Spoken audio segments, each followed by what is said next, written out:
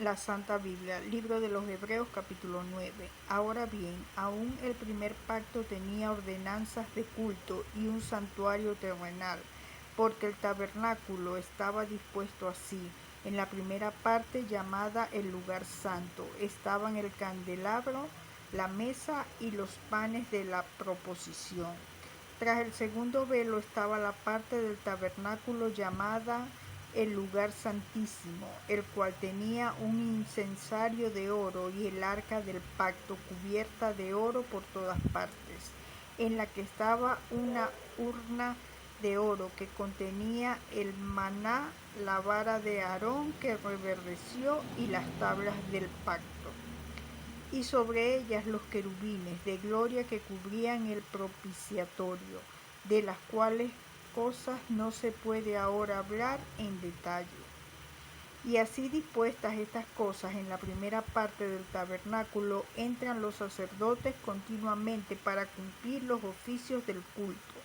Pero en la segunda parte solo el sumo sacerdote una vez al año, no sin sangre, la cual ofrece por sí mismo y por los pecados de ignorancia del pueblo, dando el Espíritu Santo a entender con esto que aún no se había manifestado el camino al lugar santísimo, entre tanto que la primera parte del tabernáculo estuviese en pie, lo cual es símbolo para el tiempo presente, según el cual se presentan ofrendas y sacrificios que no pueden hacer perfecto en cuanto a la conciencia al que practica ese culto, ya que consiste solo de comidas y bebidas, de diversas abluciones y ordenanzas acerca de la carne, impuestas hasta el tiempo de reformar las cosas. Pero estando ya presente Cristo, sumo sacerdote de los bienes venideros por el más amplio y más perfecto tabernáculo, no hecho de manos, es decir, no de esta creación, y no por sangre de machos cabríos ni de becerros, sino por su propia sangre, entró una vez para siempre en el lugar santísimo, habiendo obtenido eterna redención. Por si la sangre de los toros y de los machos cabríos y las cenizas de la becerra,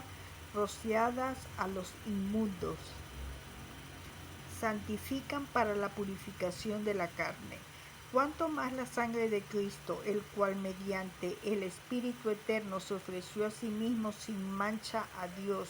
limpiará vuestras conciencias de obras muertas para que sirváis al Dios vivo. Así que por eso es mediador de un nuevo pacto, para que, interviniendo muerte para la remisión de las transgresiones que había bajo el primer pacto,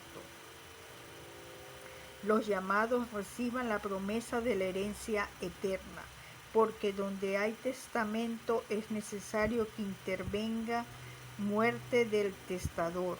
porque el testamento con la muerte se confirma, pues no es válido entre tanto que el testador vive, de donde ni aun el primer pacto fue instituido sin sangre. Porque habiendo anunciado Moisés todos los mandamientos de la ley a todo el pueblo, tomó la sangre de los becerros y de los machos cabríos con agua, lana escarlata e hisopo, y roció el mismo libro y también a todo el pueblo, diciendo: esta es la sangre del pacto que Dios os ha mandado. Y además de esto, roció también con la sangre el tabernáculo y todos los vasos del ministerio, y casi todo es purificado según la ley, con sangre, y sin derramamiento de sangre no se hace remisión. El sacrificio de Cristo quita el pecado. Fue pues necesario que las figuras de las cosas celestiales fuesen purificadas así, pero las cosas celestiales mismas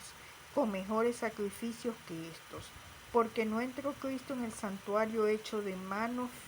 figura del verdadero, sino en el cielo mismo, para presentarse ahora por nosotros ante Dios, y no para ofrecerse muchas veces, como entra el sumo sacerdote en el lugar santísimo cada año con sangre ajena.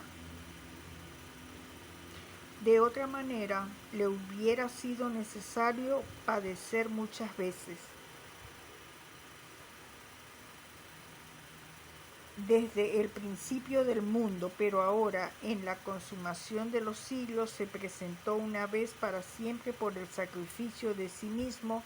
para quitar de en medio el pecado, y de la manera que está establecido para los hombres que mueran una sola vez,